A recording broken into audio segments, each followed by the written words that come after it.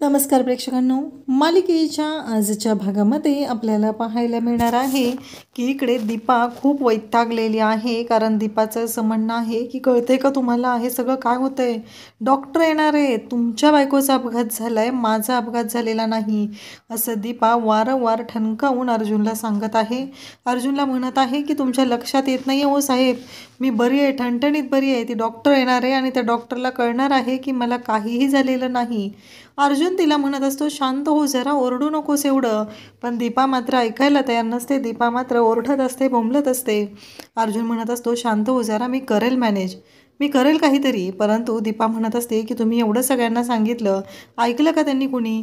तेव्हा अर्जुन म्हणत असतो की अगं तुझ्या लक्षात येत नाही आहे का दीपा, अगं त्यांना आप्पीची काळजी वाटते, तिची तब्येत बरी नाही आहे, तिची ट्रीटमेंट होणं गरजेचं आहे, म्हणून सगळेजण तसं बोलत होते, काय चाललंय तुझं? तेव्हा दीपा म्हणत असते पण आता काय करायचं आहे? अर्जुन म्हणतो मी करतो काहीतरी. अगं डॉक्टर येणार आहेत, फक्त चेकअप होणार आहे, याच्यापेक्षा वेगळं काय होणार आहे सांग बरं, आणि तू एवढी चिडचिड नको करूस गं, असं म्हणत अर्जुन दीपाला समजत असतो, तिला बोलत असतो. आणि त्याचबरोबर दीपा मात्र चवताळलेली असते. आणि अर्जुन म्हणत असतो तूच या गोष्टीसाठी तयार झालीस ना? तेव्हा दीपाला आठवतं राजाने तिला सांगितलेलं असतं, जर तू या गोष्टीसाठी तयार झाली नाही तर तुझ्या चिल्ल्या पिल्ल्यांचा मी मुर्दा पाडील. कारण किती दिवस त्या वडापावच्या गाड्यावर पैसे कमवणार आहेस? कारण त्या वडापावच्या गाड्यावर जेवढे पैसे कमवतोय ना आपण, त्यातून काहीही होत नाही आहे. तुझ्या लक्षात येतं आहे का दीपे? जा तू त्या साहेबाबरोबर, तेवढेच 4 पैसे मिळतील, लक्षात येते का तुझ्या? हे सगळं तो बोललेला असतो. आणि त्यासाठी दीपा तयार झालेली असते. आणि आता दीपाला या सर्व गोष्टी आठवू लागलेल्या असतात. आणि अर्जुनला ती म्हणते की हो, मीच तयार झाले होते, बरोबर आहे तुमचं.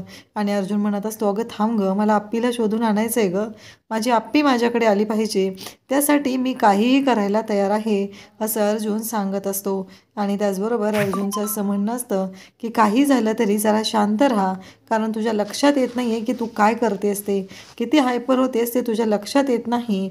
हे सगळं बोलणं सुरू झालेलं असतं. अर्जुन म्हणत असतो की चल, डॉक्टर येणार आहे, चेकअप करून घ्यायचं आहे, फक्त मी सॉल्व करेल हा प्रॉब्लेम, आणि कशा पद्धतीने सोडवायचा आहे ते मी बघेल, असं तो तिला सांगत असतो. तुझ्या लक्षात आहे ना काय बोलायचं आहे ते? ती म्हणते हो हो, मी पाठ करून ठेवलं आहे, हां फिक्स आहे, लक्षात आहे माझ्या, फिक्स आहे. आणि तिची जी स्टाईल असते, तिचा जी परकर पकडायची स्टाईल असते, त्या पद्धतीनंच तिनं आप्पीचा जो कुर्ता घातलेला असतो तो पकडलेला असतो. इकडे चिंचुके आलेले असतात. जय हिंद मॅडम असं म्हणतो, पण ती काही ऐकायलाच तयार नसते. ती म्हणजे आर्या. नक्की काय झालं आहे हा प्रश्न चिंचुकेला पडलेला असतो. चिंचुके म्हणत असतो मॅडम काय चाललं आहे, झाली आहे ती केस सॉल्व, पुन्हा का तुम्ही फाईल उघडून बसलेला आहात? कारण ते आर्याने ती फाईल ओपन केलेली असते, ज्यामध्ये आप्पीचे डिटेल्स असतात. आणि आर्या ती फाईल बघत असते. तेव्हा चिंचुके म्हणत असतात की अहो मॅडम, साहेब लेट होणार आहेत म्हणून मी तुम्हाला सांगायला आलेलो. तेव्हा आर्या म्हणत असते की हो ठीक आहे.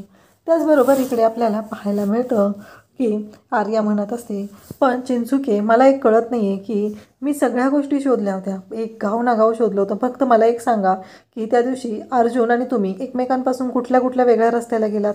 तेव्हा चिंचुके सांगू लागतो की आम्ही गेलो होतो आणि तिथे एक ना चिंचोनी गाव आहे, तिथून पुढे गेलो, आणि त्यानंतर मग मला साहेब म्हणले की तू या रस्त्याला जा, मी या रस्त्याला जाईन, असं साहेबांनी मला सांगितलं. मग साहेब नरसोबाच्या वाडीकडच्या साईडला गेले आणि मी त्याच्या शेजारी जी दुसरी वाडी आहे त्या वाडीकडे गेलो. हे सगळं बोलणं चालू असतं. आणि तेव्हा मात्र इकडे आर्या म्हणत असते मग काय झालं? म्हणजे अर्जुन नरसोबाच्या वाडीकडे गेला, आठवतंय? त्यानंतरही दुसऱ्या दिवशी जाताना अर्जुनने ज्या गोष्टी केलेल्या होत्या त्यामुळं तुमच्या लक्षात आलं का चिंचुके? तेव्हा जाताना अर्जुन तुमच्याकडून नजर चोरून गेलेला होता, ही गोष्ट तुमच्या लक्षात येते का? हे सगळं बोलणं सुरू असतं. आणि त्याचबरोबर आर्या म्हणत असते की तुम्ही काहीही केलं तरीही एक गोष्ट लक्षात येते का, अर्जुन आपल्यापासून काहीतरी लपवतोय. त्यानंतरही आपण 20-25 वेळा कॉल केले होते आणि तरीही अर्जुनने हे सगळं आपल्यापासून लपवलेलं आहे. आणि त्याचबरोबर इकडे आपल्याला पाहायला मिळतं की या सर्व गोष्टी जेव्हा घडत असतात तेव्हा मात्र इकडे आर्या म्हणत असते की हे बघा चिंचुके, कसं आहे, माझा पराभव जो आहे, माझं जे अपयश आहे त्याची कारणं मी शोधत आहे. मी अर्जुनच्या बाबतीत नाही काय करत आहे, मला माझ्या बाबतीतली गोष्टी शोधायच्या आहेत आणि त्या मी शोधत आहे, हे ती अर्जुनला सांगत असते. आणि त्याचबरोबर अर्जुनला इकडे चिंचुकेला म्हणत असते की चिंचुके तुम्ही विसरताय, कारण काही झालं तरी एक महत्त्वाची गोष्ट आहे, ती म्हणजेच अशी आहे की मला कळलं पाहिजे की नक्की माझ्याकडून काय चुकलेलं होतं आणि माझं अपयश का आलेलं आहे. कारण मी एक ना एक गाव स्वतः शोधलेला होता, पण मला अपर्णा मॅडमच्या बाबतीत कोणताही पत्ता मिळालेला नव्हता. मग काय झालं हे प्रश्न ती स्वतःला विचारत असते. चिंचुके मात्र तिला समजवण्याचा प्रयत्न करत असतात. ते म्हणत असतो की हे बघा मॅडम, तुम्ही आता वेगळं काही करू नका.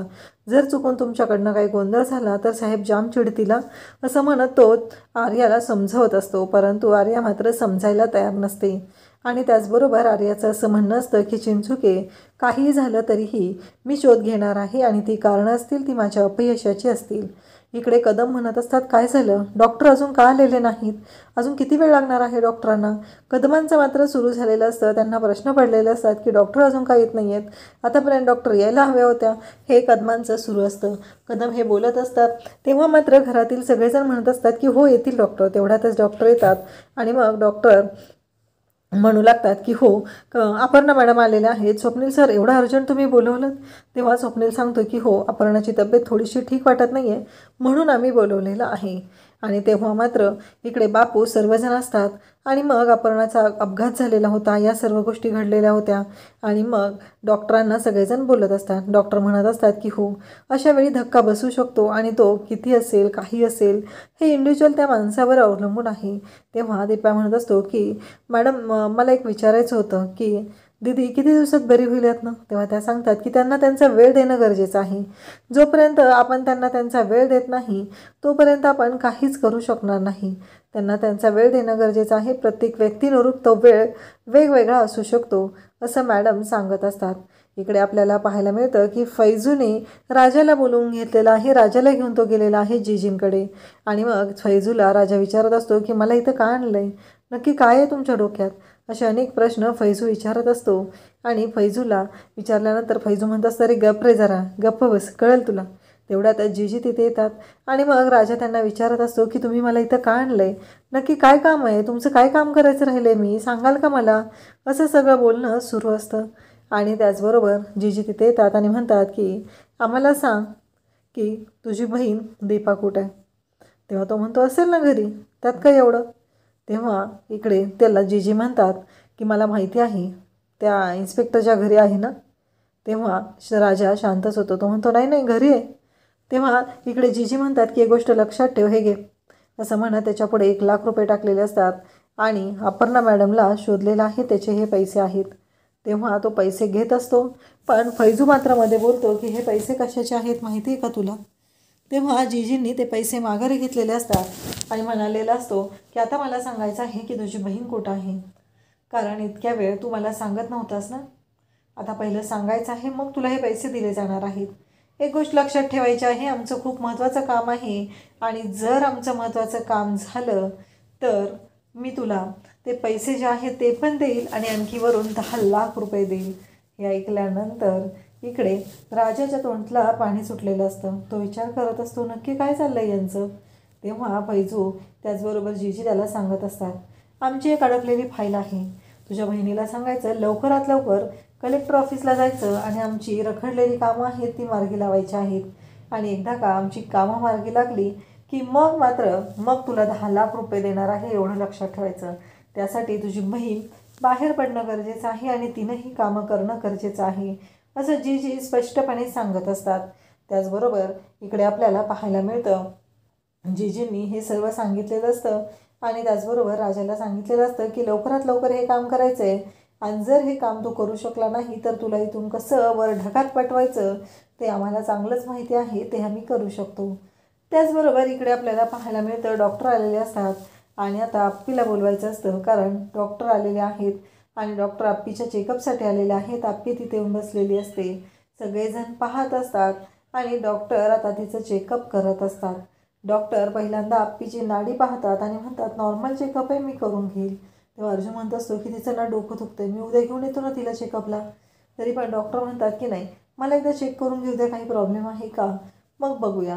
त्याच वेळी घरातले सगळेजण म्हणत असतात की हो, एकदा चेक करून तर घेणं गरजेचं आहे, बाकीच्या गोष्टी आपण नंतर बघूया, असं त्यांचंही म्हणणं सुरू असतं. त्याचबरोबर इकडे बापू त्याचबरोबर अमोल सगळेजण तिथं आहेत आणि मग सगळेजण आप्पीला समजवत आहेत आणि आप्पीला म्हणत आहेत की अगं असं काय करतेस, एकदा चेकअप तर होऊन जाऊ दे ना, मग ठरवता येतील गोष्टी, असं आप्पीला सगळेजण सांगत आहेत. परंतु आप्पी ऐकायला तयार नसते. तेव्हा अर्जुन म्हणतो पण डॉक्टर म्हणतात की अहो एकदा होऊन जाऊ दे. अमोल पण म्हणू लागतो की बाबा एकदा होऊ दे ना माझं चेकअप, नंतर आपण ठरवूया ना काय झाले ते, असं तो बोलत असतो. आणि आप्पीचा हात हातात घेतल्यानंतर डॉक्टरांना धक्का बसतो. डॉक्टर म्हणतात की नाही तुम्ही तर नॉर्मल आहात, तुम्हाला काहीच झालेलं नाही आहे, म्हणजे तुमच्याकडे बघून असं वाटतच नाही आहे की तुमचा अपघात वगैरे झालेला असेल, असं डॉक्टर बोलत असतात. आप्पी मात्र शांत बसलेली असते आणि त्याचबरोबर तिला कळायचं बंद झालेलं असतं, कारण यामध्ये ती पूर्णपणे अडकली जाणार असते, कारण याच्यामध्ये तिला मदत करायला कोणी येणार नाही अशी भीती वाटत असते. परंतु डॉक्टर म्हणत असतात की तुम्ही काळजी करू नका, त्यांना जो मानसिक त्रास होत आहे त्यासाठी आम्ही जेवढी काळजी घेता येईल तेवढी काळजी आम्ही घेऊ. त्याचवेळी रुपाली त्याचबरोबर मोना सर्वजण तिथं आहेत. सगळेजण सांगतात की आम्ही अपर्णाची व्यवस्थित काळजी घेऊ. डॉक्टर म्हणतात काही हरकत नाही आहे, तुम्ही व्यवस्थित काळजी घेणार असाल तर अपर्णा मॅडम लवकरच बऱ्या होतील, असं डॉक्टरांचं म्हणणं असतं. आणि त्याचबरोबर कदम, बापू, त्याचबरोबर स्वप्नील, अमोल, अर्जुन सगळेजण तिथं आहेत आणि सगळेजण समजूत घालत आहेत, आप्पीची समजूत घालत आहेत. आप्पीला म्हणत आहेत की काळजी करू नको, सर्व गोष्टी व्यवस्थित होणार आहेत. आणि इकडे डॉक्टरांना जी शंका असते ती डॉक्टरांनी बोलून दाखवलेली असते, पण ही गोष्ट पॉझिटिव्हली घेण्यासारखी असते, कारण काही असलं तरी हे डॉक्टरांनी जसं म्हटलेलं आहे त्या पद्धतीनुसार जर विचार केला तर आप्पी जी म्हणत आहे म्हणजे दीपाजी सांगत आहे आणि ते आता जुळत नसतं हे त्यांच्याही चांगलंच लक्षात आलेलं असतं. आणि त्याचबरोबर इकडे आपल्याला पाहायला मिळतं की दीपा म्हणत असते की नाही मला नाही काय झालेलं, हे दीपाचं बोलणं सुरू असतं. आणि तेव्हा मात्र इकडे सगळेजण पाहत असतात, सगळेजण म्हणत असतात की नाही काही झालं तरी इकडे अमोल म्हणत असतो की दिदीला काही होता कामा नये आहे, कारण एवढ्या मोठ्या संकटातून ती वाचलेली आहे. त्यानंतर डॉक्टरांनी आता इकडे प्रश्न विचारायला सुरुवात केलेली असते. डॉक्टर म्हणत असतात की मला काही प्रश्नांची उत्तरं हवी आहेत, ती तुम्ही द्याल का? तेव्हा आप्पी म्हणते की हो देईल मी त्या प्रश्नांची उत्तरं, असं आप्पीने स्पष्टपणे सांगितलेलं असतं. इकडं आप्पी जी आहे तिला बांधून ठेवलेलं आहे, म्हणजे दीपाची उत्तरं देत असते त्याबद्दल आपण बोलत होतो. इकडे आप्पीला खुर्चीत बांधून ठेवलेलं आहे, खायला नाही, पाणी नाही आहे, काही तिला दिलं जात नाही आणि तिच्याबरोबर चुकीची अशी वागणूक असते, तिला बांधून ठेवलेलं असतं. आणि आप्पी विचार करत असते की हे सगळं काय चाललेलं आहे, म्हणजे या सगळ्यातून काय साध्य होणार आहे, हा प्रश्न तिला पडलेला असतो. आणि इकडे आप्पी मात्र जीवाच्या आकांताने ओरडत असते आणि तेवढ्यातच तिच्या समोर ठेवलेला वडापाव तिला दिसतो. पण आता तो वडापाव खाणार कसा, हात पाय बांधून टाकलेले आहेत. आप्पी सरकत सरकत पुढे जाते आणि तोंडाने तो वडापाव खायचा तिथे प्रयत्न करत असते. तिची जगण्यासाठीची ही जिद्द जी आहे, तारेवरची जी कसरत आहे ती आपल्याला पाहायला मिळते. परंतु इकडे आप्पी तिथे जाते तेव्हा ती बघते त्या पेपरवरती 10 फेब्रुवारी तारीख असते.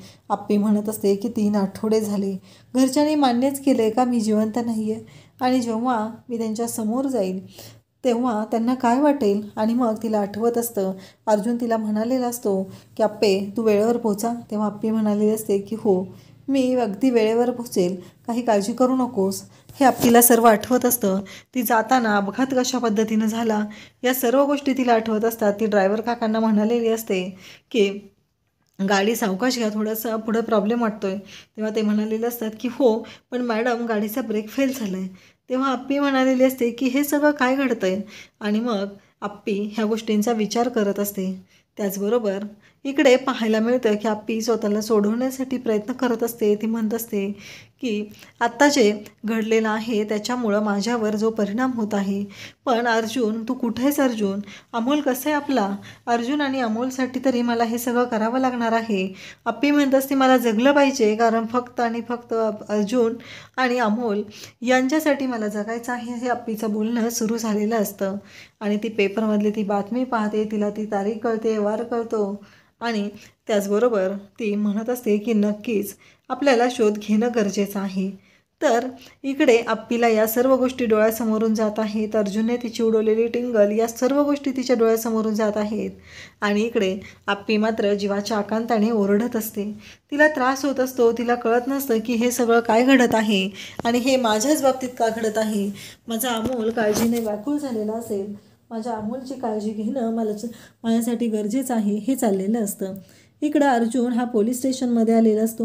उद्याच्या भागात आपल्याला पाहायला मिळणार आहे की चिंचुके म्हणत असतात की आर्या मॅडम तिकडे गेलेल्या आहेत नरसोबाच्या वाडीला, जिथे अपर्णा मॅडम सापडलेल्या होत्या. आणि तेव्हा मात्र चिंचुके म्हणत असतो तेव्हा चिंचुके सांगत असतो की हो. पण अर्जुनला मात्र जेव्हा ही सर्व गोष्ट कळते तेव्हा अर्जुनला खूप मोठा धक्का बसतो. आणि इकडे अमोल म्हणत असतो की मा चल ना आपण जेवण करून घेऊया, मला तुझ्यासोबतच जेवायचं आहे असं अमोल हट्टाला पेटलेला आहे. आर्या इकडे नरसोबाच्या वाडीला गेलेली आहे आणि आर्याचा शोध सुरू आहे.